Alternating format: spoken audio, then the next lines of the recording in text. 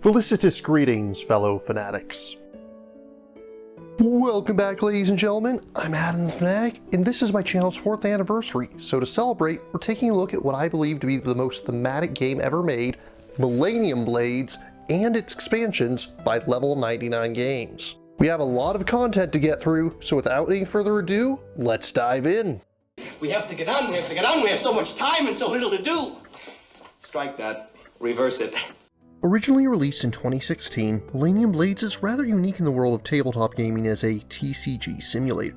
What exactly do I mean by that? I mean that it's a card game that's meant to capture the feel of trading and collectible card games, but it's not actually a trading card game itself. It should come as no surprise to you that some of my friends and I have nicknamed it Card Game the Card Game. As I'm diving into the rules, bear in mind that I'm using the updated rules from Collusion. With one exception, these can all be used even if you don't own the expansion, and I highly recommend using these changes. To begin, place the store and aftermarket mats so they're in the middle of the table. If you're using Collusion, do the same thing with the NPC mat. Next, take the core deck and shuffle it up. This will be used in every game of Millennium Blades. After that, it's time to assemble the store deck. Take 6 expansion sets, 5 premium sets, and 4 master sets and shuffle all of them together to form the store deck. Next, you'll also need to choose promo sets. There should be 1 bronze, 1 silver, and 1 gold promo set available for fusion beneath the store mat. Additionally, choose 1 more each of bronze and silver sets for prize support. This will be explained in a little bit. Next, take the metagame decks and place them below the aftermarket. If playing with Collusion, you'll have 4 different meta decks. Choose 2 at the start of the game and put the others back in the box. Playing with the NPCs, shuffle up the deck and deal out 2. Place the rest so that 3 NPCs are now visible. Now each player needs their starting components. Give each player a playmat. If this is your first game, start on the tournament side. Otherwise, start on the deck building side. I'll explain why in a moment. Either way, each player will need a starter deck. 6 different ones come with the base game, and an additional 6 come with set rotation, with the originals each representing a different element, and the set rotation decks representing different types. Each player also needs 3 score cubes and 4 cell markers. Finally, each player will need to choose a character. This can be skipped if it's your first game, but I highly recommend sticking to the original 6 characters instead. They're relatively simple to pilot. Each character should have a power card, 6 friendship cards, and 5 pro player cards. Keep all these nearby as you'll need them as the game goes on. Depending on expansions, you may also have a co-op power card. You can return this to the box or simply ignore it for a standard game. And with that, you're ready to begin. Well, sort of. A single game of Millennium Blades takes place over the course of 5 or 6 phases. If anybody playing with you is new to the game, it's recommended that you start by going right into a pre-release tournament where everybody will play a tournament using only their starter decks. And unlike with characters, I do recommend that you follow this suggestion. Deck building will make a lot more sense to newcomers once they've played a tournament to see how different cards interact with one another. However, in a full game of Millennium Blades, you'll instead start with the deck building phase, but still alternate between the 2. Either way, the game ends after the 3rd tournament. For the purposes of explanation, I'll be explaining tournaments as though you're playing the pre-release. It's time to do. To begin the tournament phase, make sure that your playmat and character card are both on the tournament side. Additionally, take your 3 rank point tracker cubes and place them on the 0s for 1s, 10s, and 100s. These will be used to record your score in abacus-like fashion. Put your deck box and accessories face up into the appropriate areas. For the pre-release tournament, you'll only have a single accessory, a set of deck protectors. Take your singles and place them into your hand. For the first tournament, choose a player to go first. For all future tournaments, the winner of the previous tournament goes first, and play will continue clockwise. On your turn, you must play a single card from your hand if you're able. We'll get to actions in a moment, but for now, let's look at a single. In this case, the game opens with Cannon Technician Merrill. When you play a card, it goes into the leftmost empty slot in your tableau. We can see a number of symbols along the left side of her card. Starting at the top, you have the card's star rating, which can be anywhere from 1 to 10. This is important when clashing during tournaments and shows its value when sold or bought during the deck building phase. We can also see that the card comes from the Red Hill Mercenary set, is fire element, civilian type, and has core rarity. These don't matter in and of themselves, but sometimes abilities on cards will make use of these facts. At the bottom of the card, we have the effect text. In this case, Merrill has 2 separate effects to make note of. Play effects happen immediately when the card is played, so in this case, you'll gain 18 rank points right away. However, she also has a score effect. Score effects happen at the end of the tournament after all players have passed, but only if the card is still face up at that time. So this player will want to try and flip Meryl before that can happen. There's also a bit of flavor text in italics at the bottom. Not every card has flavor text, and most of the time it's not relevant to the gameplay, but there are a handful of cards out there that do make use of it. For the sake of example, we'll ignore the other players for now. Do be wary because they can affect your tableau depending on the cards they have. A real game is not likely to go this smoothly. On their next turn, they play Red Egg, Birth of Fire. This card has an ongoing effect. Ongoing effects remain active so long as the card in question remains face up. Most effects stop working during scoring. This one specifies otherwise. In this case, Red Egg becomes a copy of Meryl, including her play effect, so that's another 18 rank points. Next is Malcombe, Footman. This adds another 9 RP. Malcombe also has an action. You can activate one action per turn either before or after playing a single. If you can't play a single, then you can't use an action and must pass instead. You cannot simply choose to pass. If you are able to play a card, you must do so. Malcombe's ability could be activated immediately, but the Red Hills player decides it's best to wait for another turn. On their next turn, they play Salamander, Volcanic Lizard. Salamander has a play effect that gains 3 RP per fire and water card in their tableau. Bear in mind that face down cards are ignored by all abilities unless they specify otherwise, which is why they didn't activate Malcombe before. However, now they want to use Malcombe's action, so they flip over Red Egg and gain 7 rank points. After you resolve an action, flip over the card that took the action. On the next turn, they play Shalazar, Heroine of the Axe. This requires them to flip another card in their tableau, so they choose Meryl, negating Meryl's scoring effect and gaining 24 more RP. Next, they use Salamander's action to clash with the Brown Hall City player. Clashing is a very common mechanic, so let's go over this in detail. First, determine each player's top card. This is their rightmost face-up card. For Red Hill, this is Shalazar, and for Brown Hall, this is Brown Egg. Next, compare the star values. Shalazar is 5. Brown Egg is currently copying all of Mara's traits, so it currently has a value of 2. Next, starting with the player that initiated the clash and going clockwise, each player involved in the clash draws and reveals the top card of the store deck. The only thing that matters right now is the star value of the cards revealed. Each player will add the star value of the card that they drew to that of their top card, and then they compare the totals. So in this case, 8 to 6, and the Red Hill player wins the clash. The effects of winning, losing, or sometimes even drawing in a clash are determined by the card that initiated the clash. In this case, the Red Hill player gains 10 RP. After that, place the cards from the store deck into the aftermarket, and since Salamander's action is finished, it will now flip as well. On their turn, the Red Hill player uses Bernie, Pyromancer, and flips Shalazar. When Bernie is played, they flip one other card they control and gain RP equal to twice its star value, plus an additional 5 if that card was water element. In this case, that means 10 rank points. When your turn comes, if you cannot play a single, either because your tableau is already full or because you have no cards remaining in hand, you must pass. Once all players pass consecutively, the tournament moves to scoring. During scoring, check the score effects of any face-up cards. Most deck boxes have a score effect, so make sure to check those too. In the case of the Red Hill player, their deck box is the only card with such an effect that's still active, and it scores 8 RP for having a single fire card face up in their tableau, bringing them to a total of 109 rank points. Players then compare rank points, and whoever has the most wins the tournament, and victory points are awarded according to placement. After the tournament ends, there's a few things you need to do before moving on to deck building, though you'll skip these for the final tournament. The winning player gives each player a copy of their pro player card. If the same player wins the first 2 tournaments, then the second place player gives their pro player cards after the second tournament. Next, give each player a random promo from the prize support set. This will be the bronze set after the first tournament and the silver after the second. Discard all cards currently in the store and deal out 9 more. There won't be any in the store during the pre-release, but in all other cases there should already be a full 9. And finally, all players reclaim their cell markers. However, there are a few other things you should be familiar with before we move on to the deck building phase. Firstly, there's a few common effects to mention that didn't show up in this example. Next effects will apply to the next card that you play. Flip effects occur just before a card is about to be flipped face down. Top effects are similar to ongoing effects, but only work so long as the card in question is your top card. And finally, reactions happen in response to something else. These will specify when they can activate. Like actions, reactions flip their card face down after being resolved. The next thing to keep in mind are the metagame cards. In any tournament except a pre-release, there will be 2 metas revealed. Each player that has at least one card matching a meta's condition will gain 15 rank points, or 30 RP if they manage to match both of them. Bear in mind that each metagame condition can only be scored once per tournament, no matter how many matching cards they may have.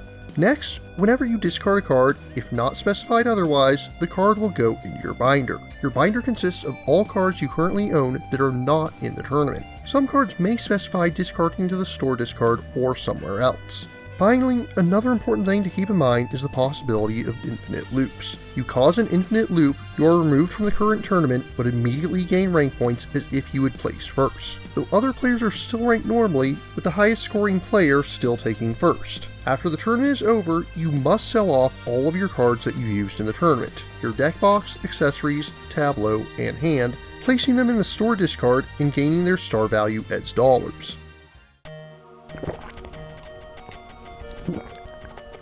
I think I might need a bigger water bottle. Still with me? Then it's time to move on to the other half of the game, deck building.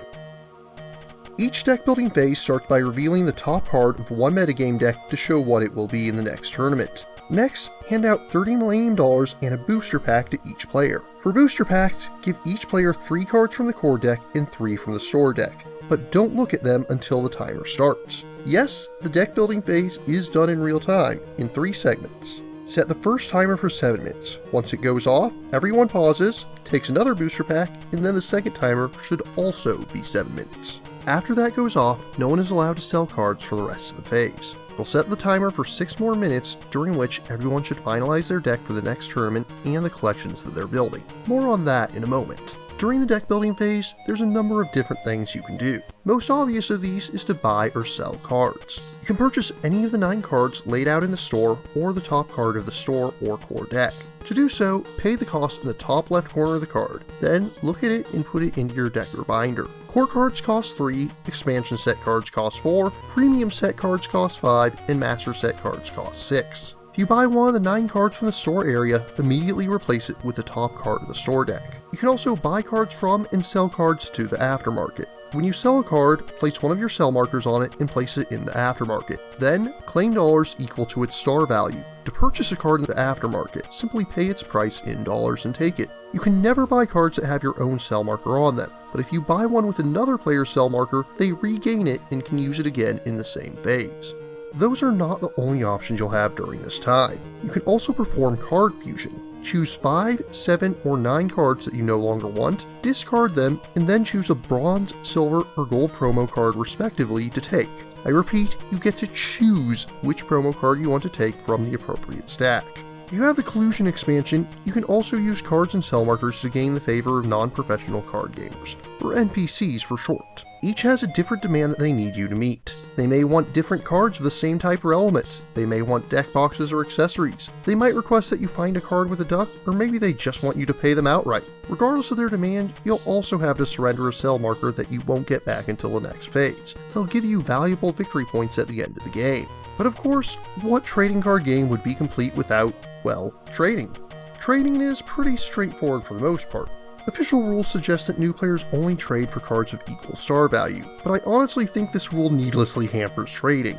It's meant to make things easier, but it feels to me like it has the opposite effect. However, let's say you really want an opponent's card and don't have a card that they want. You might still be in luck. At the beginning of the game, each player gets 10 VP worth of friendship cards. They're not worth anything to you, but you can offer them in trades to other players. If they accept, give them the friendship card of the promised value, and it'll score at the end of the game just like all other VP. But as the timer begins to wind down, you'll want to make sure you have your deck built for the next tournament and a collection prepared to turn in. By default, your deck should consist of 1 deck box, 2 accessories, and 8 singles for the upcoming tournament, although a number of abilities can increase these limits. But what are collections? Collections are cards that you seal away and never play with again. By turning a collection of 2 to 8 cards, you can rack up some major bonus points. I've seen many new players neglect collections. Do not make this mistake. To make a collection, gather up to 8 cards of different star values that all have the same type or the same element. At the end of the deck building phase, each player will be able to turn in a single collection, scoring anywhere from 2 to 21 victory points depending on the number of cards they turn in. The most VP you can get from a single tournament is 42, so collection VP can be quite significant at the end of the game. And that does bring us to final scoring. Once 3 tournaments have been played, the game is over. Players will add VP from tournaments, collection, friendship, and NPCs together to determine their final scores. If you're not playing with NPCs, then score 1 VP for every $5 that you have remaining, rounded down. Otherwise, leftover money is nothing more than scrap paper. Whoever has the highest victory point total is the winner. And those are the rules for a standard game of Millennium Blades. However, the rulebook includes options for a myriad of different modes, including turn-based, sealed, draft, and funky modes, as well as playing with venues or playing with only 2 players, and more. I certainly don't have time to cover every one of these, but there are 2 special modes that I would like to give a bit of attention to. Firstly, if you have the Collusion expansion, then you'll be able to do Team Mode. In Team Mode, players will be divided into teams of 2. You won't use characters in this mode, but instead, each player will get a team power. And if you're playing with an odd man out, they'll take the single. Teams can freely share their cards and money as needed. However, they will still have separate rank points in tournaments. It's also important to note that teammates cannot choose to clash with one another and may not buy cards with their teammate's cell marker on them. Other than that, things play out pretty normally, and at the end of the game, the team will total up their victory points to see which team wins. The other major mode is co-op, which can also be played solo. To play this mode, you'll need either the Set Rotation expansion, which includes 4 boss decks, or the Co-op Bosses mini expansion, which includes an additional 3. You do not need Set Rotation to use the Co-op Bosses mini expansion. To begin co-op mode, choose a boss and use a player mat and tracker cubes to keep track of them. When choosing characters, use their co-op cards instead of their normal powers. Friendship cards, collections, NPCs, and pro player cards are not used in co-op games. Begin by putting the boss deck into play, then separate the rest of their cards into singles and accessories. Shuffle up and deal out 2 accessories, one face up and the other face down. You'll play a single deck building phase, during which you may freely look at the boss's singles to determine how to best prepare for their nastiest cards. When the first timer goes off and the second metagame card is revealed, you'll also reveal the boss's second accessory. When you get to the tournament phase, shuffle up the singles. The boss always goes last in turn order, while players each take their turns as normal. When you get to the boss, simply reveal the top card of their deck and play it into their tableau. Bear in mind that players may never flip the boss's deck box or accessories through any effects, nor can players use effects that seal cards from the boss's tableau. Once all players and the boss have passed under normal conditions, you'll progress to the scoring phase as normal. If the combined rank points of all players exceed the boss's total rank points, then they win. But if you still want the feeling of a full game of Millennium Blades from co-op mode, there's also rules to challenge multiple bosses as a campaign, with each one getting successively more difficult. But I won't be covering that in detail here. It still wasn't enough. Over the course of the years, Millennium Blades has seen many expansions. Set Rotation and Collusion were both large-scale, full expansions, but the game also saw 13 additional mini-expansions. In addition to the major features of the larger expansions, various expansions added new core cards, booster sets, promo sets, character cards, and bosses to the game. The full collection consists of over 2,000 cards at this point, giving a ton of variety even if you only ever play with the standard rules. But anyways, on to the components. Of course, the main thing to talk about are the cards themselves. They're a decent thickness, and there's a ton of unique art here. Most of it is consistent, as normal sets are all illustrated by a single artist. And I must say, I do weep for his wrist. But there are also crossover cards featuring art from other games, mostly as promo packs. And I'm happy to say that Aegis is not only here, but also has a really fun mechanic as well. Now you may be wondering why I sleeve them, which is something I don't do for most of my games. But this does bring me to the one major complaint I have. Shuffling at the start of the game is an absolute pain. Mass shuffling is the only way to do it in a reasonable manner, with over 200 cards in the core deck with a complete collection and approximately 180 in the store deck. The store and aftermarket boards are simple but effective at keeping things organized, as are the player mats. The original printing of Collusion came with these neoprene mats to replace the store and aftermarket boards. They're functionally identical, but of course, neoprene does make it easier to pick cards up. It also included enhanced player mats, which are still made of cardstock, but a little clearer. You also have a number of star tokens and cell markers. These are made of standard cardboard, and each convey what they need to quite nicely. The original printing of Collusion also doubled as a storage solution. It's okay, I guess. I really can't complain at the price I sold it for, but it does feel sort of lacking, especially since the dividers are just regular cards, only a little taller.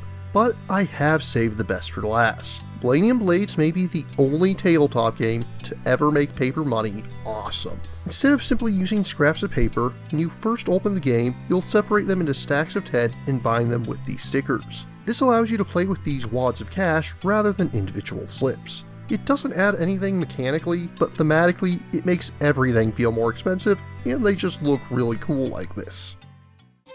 All in all, Millennium Blades is one of the most unique gaming experiences that you will find, with a level of innovation similar to Dominion, Dice Forge, Risk Legacy, or Pandemic. But unlike those titles which all spawn entire genres of competitors, Millennium Blade really doesn't have anything else that is competing for its design space. And beyond that, it is what I believe to be the most thematic game made to this day. It so perfectly encapsulates that feeling of collecting and competing at TCG that it truly does feel like the real thing condensed into the space of just a few hours. Does it have its weaknesses? Of course it does. The biggest one being that balance does feel like a bit of an afterthought here. But in all fairness, the big three of trading card games release broken cards fairly often, so in a way that almost makes it even more thematic. That being said, the initial setup and learning curve does take a fair bit of time, and as aforementioned, shuffling those cards at the start of the game is a pain. But despite this, the good vastly outweighs the bad here. It makes for one of the most creative and engaging experiences in all of tabletop gaming. Millennium Blades has cemented itself as one of my favorite games of all time, and I find it to be worth of no less than an astounding 9.9 out of 10. If you're interested in purchasing Millennium Blades, my first suggestion, as always, is to check with your friendly local game store to see if they can get it in stock. And if you're unable to find it, I suggest keeping your eyes and ears open, as there may be some news on the way soon. But what about you?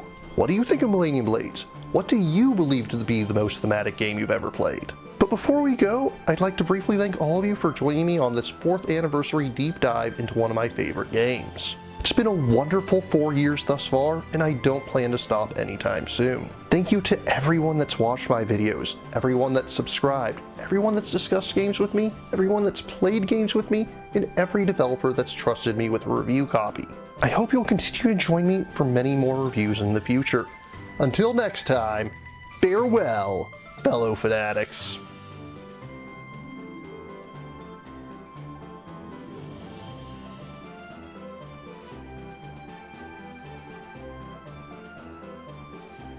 Thank you again for watching. I have plenty more to share with you if you're interested. You can click up here above my head to subscribe to my channel. You can click over here on my monitor to see the most recent video that I've worked on. Or if you prefer, you can click up here to open this mysterious vault and see what video that the YouTube algorithm has picked just for you.